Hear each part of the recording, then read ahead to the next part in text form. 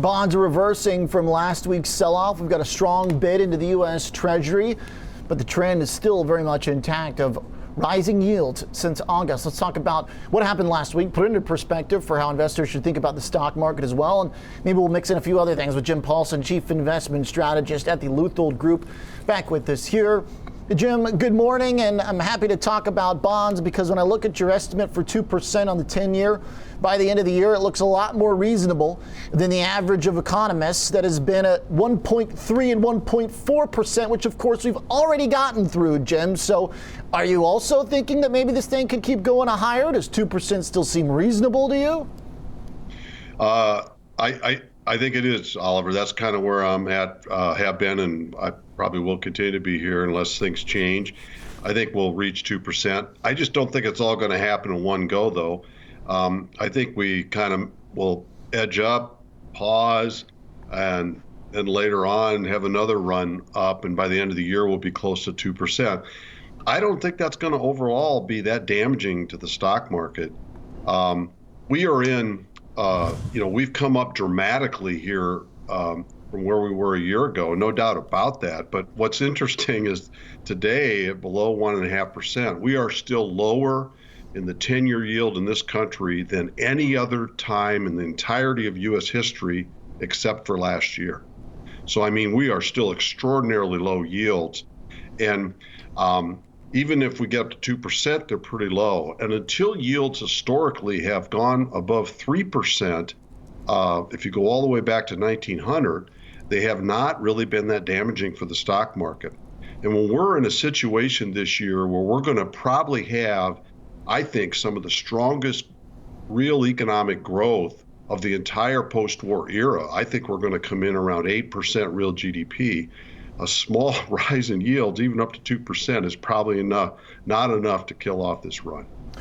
Jim, what do we make, though, of this volatility that seems pretty clearly tied to rates? I mean, the NASDAQ in particular basically moving kind of tick for tick. It was pretty amazing last Thursday when bonds kind of flashed, not really a crash, but they did something weird. They zoomed down in a hurry. Bonds dropped pretty quickly, and it was doing that even as the NASDAQ and stock market overall was at the lows of the day. So it seems like there's just kind of this trade that is stuck together at this point, and at least right now there's some shock coming from a 1.5. I mean, how do we kind of take and process the information about what the market tells us compared to kind of what we might think, right? Historically, to your point, extremely low yield, but we're already seeing something happen last week. Well, you know, we're overdue for a correction, Oliver. We're going to have one of those. I think you could have a 10% correction at any point. And we're going to certainly get one this year, maybe even a couple. And, you know, events like last week is what can cause it. Heck, we had a 5% correction last week. So, but I don't know if that's the overwhelming influence in the room. It's the scapegoat for, you know, why the market could pull back. And if you're going to be able to call all those corrections, more power to you. I can't do it. But I think what's important for investors to do is keep focused on where we may be over the next 12 months. And I think the big elephant in the room is not interest rates, it's the economy. And when you grow at the type of thing we're going to grow at this year, and what that does to corporate profitability. I mean, this morning's a great reminder. Look at the ISM report that just came out a few minutes ago, another super strong report overall. And if companies are doing that well, and we're going to get a lift in confidence across the economy as people get a shot in the arm, I think yields going up are a very small hurdle for the economy and the stock market to pass. Doesn't mean it can't create volatility, doesn't mean it can't create a correction. I would expect both of those as we go along. But I think the important thing for investors is to not get out of the stock market because you're worried about a 10% pullback from the bond market. Jim, let's look at bonds last week relative to the inflation expectations. You got a pretty interesting chart here, and I do think this is important to still dive in here, even if you don't think this is going to totally derail the markets. We're still at this low yield, so let's think about the dynamics here to consider where that yield might go. The irony is that judging by some of the break-evens in the bond market and some of these inflation gauges we have to assess how the market's thinking about inflation actually ticked down as we had this blowout last week in yields. Right. What do you make of that the 10-year yield was climbing, even though technically these break-even inflation rates in the red line dipped a little bit? Well, I put out that note late last week on the bond market because I kind of felt like we were nearing a plateau here for yields for a few reasons. One of them was what you referenced. You know, the real driving force under the bond market here is inflation fear. Let's face it. And there's good reason for that because policy officials have way overused and abused policies here. We're going to get some inflation. And you see that in the red line picking up pretty dramatically. Typically, historically, Oliver, as you know, yields typically are above the embedded inflation expectation in the bond market. Well, here they've been as much as 1% below it. And they're just kind of catching up to that now.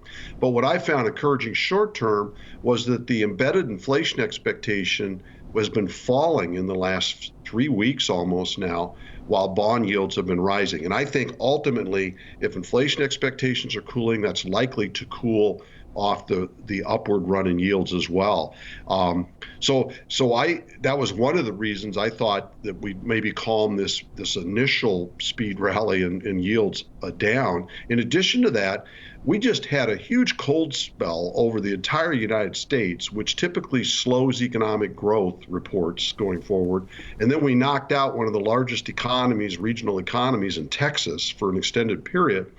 Those are going to weigh on future economic reports. And if we start now to get weaker economic reports, I think that'll take some of the starch out of this rally. And then lastly, people are looking at 1.5% yields for the first time in a while relative to sub 1% yields. I think it's going to attract some capital, some buying at these levels, particularly if it stops just going up every day. So all those factors led me to believe that we're probably going to spend some time here around this 1.5 area and then maybe make another leg higher a little later this year.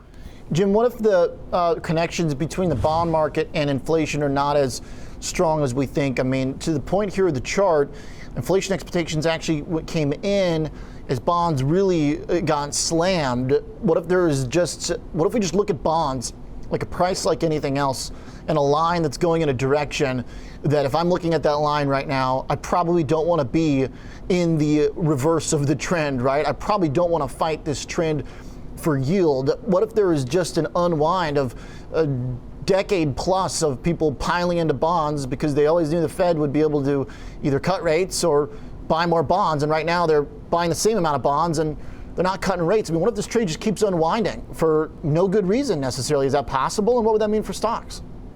Well, you know, certainly you can always make a case that if yields keep climbing at rapid speeds, that's going to be that'll catch up the stock market. We could see some of that last week. As I said, we could create a 10% correction in that environment. We created a 5% correction last week. We might suffer a 10% correction yet if the yields keep going up. The real key, though, longer term is inflation. Have we built it up the pressure here so that we're going to have runaway inflation? Let's say maybe not even this year, but in 2022, 2023. I think that's a growing risk because of what we've done with economic policies. But there are a lot of offsets to inflation long term, Oliver. And, you know, we still have lousy demographics here in the United States and around the developed world. China has worse demographics than almost anyone. So that's a big chunk out of emerging world growth. We have greater global competition in the United States than we've ever had in our history. We're led by a sector called technology, which is a huge deflationary force. We've had falling monetary velocity for a decade or more, which diffuses monetary expansion. We still got elevated unemployment rates and lower capacity utilization rates, a huge output gap in the U.S. economy that is slack that we can grow into here.